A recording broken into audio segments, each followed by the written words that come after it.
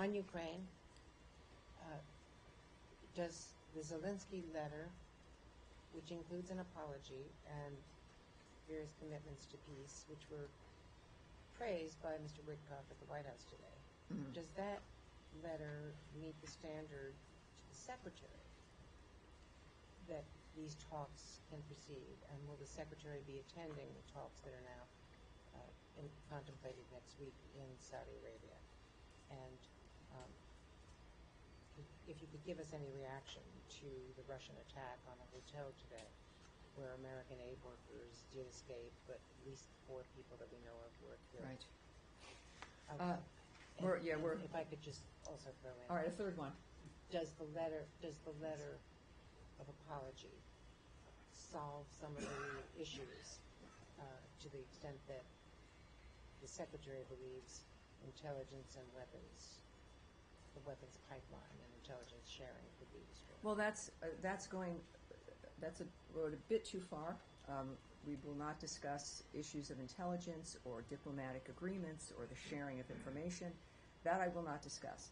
But from the start, after the Friday situation with President Zelensky, and Secretary Rubio was in the room,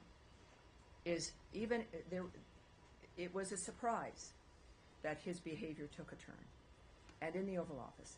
And it was clear, as the President had stated publicly, that he was not ready for peace, that there was one thing that he should not do, and that was,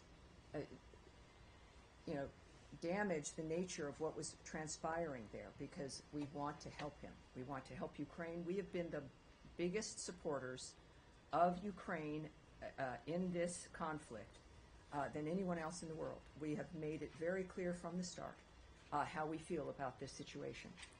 But even after that, even that same night and continuing on, there was an open door that he wasn't ready for peace. If he becomes ready for peace, he can come back to the table. It was certainly not something that eliminated the potential to continue. But what it did do was highlight, and clearly with the follow-up message from President Zelensky, there was an awareness that, as he said, it did not go as planned, right? It was not a situation that was good or helpful, and as I'm paraphrasing here, and clearly indicated that he was ready to come back.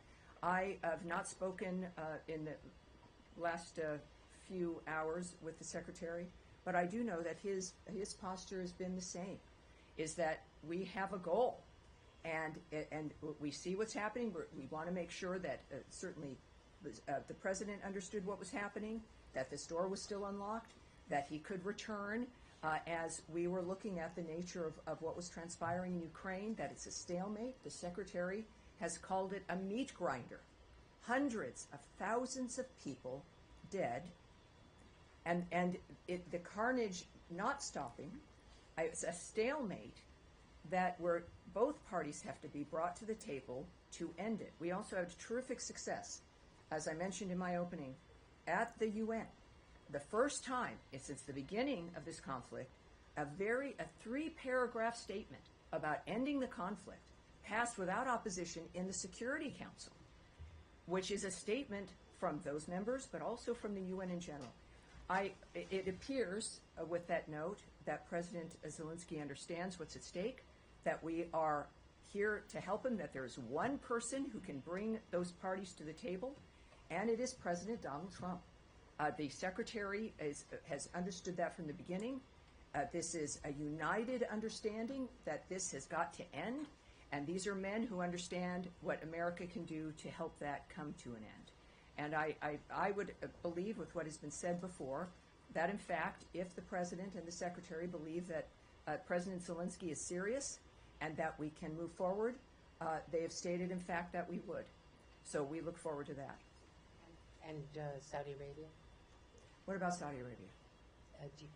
Is it contemplated that the Secretary would be attending? I cannot comment, certainly, on issues that either have been discussed in a diplomatic framework or arrangements that might be implemented regarding these kinds of diplomatic negotiations or efforts. So I'm sorry, but I can't do